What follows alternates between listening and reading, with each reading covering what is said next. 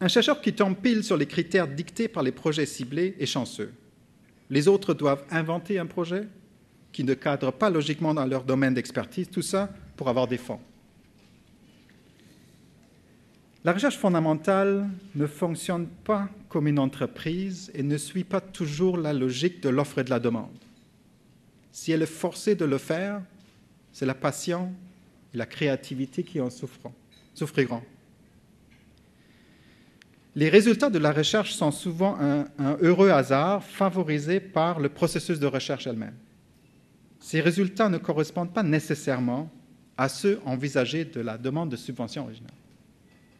Harold Varmus, prix Nobel et aujourd'hui directeur de l'Institut national en cancer aux États-Unis, a souvent répété, et je le cite, « Le mot qui décrit le mieux le mécanisme qui mène aux meilleures découvertes, c'est la serendipity, qui signifie le hasard.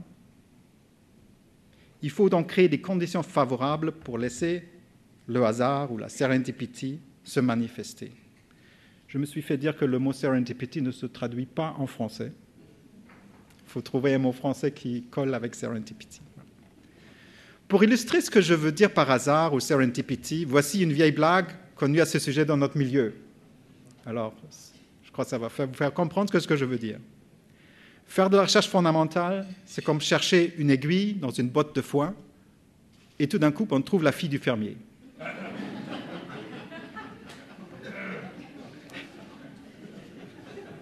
On veut l'aiguille, mais on trouve la fille du fermier. C'est quelque chose. Ça me fait plaisir, ça vous amuse. Mais ce n'est pas loin de la vérité.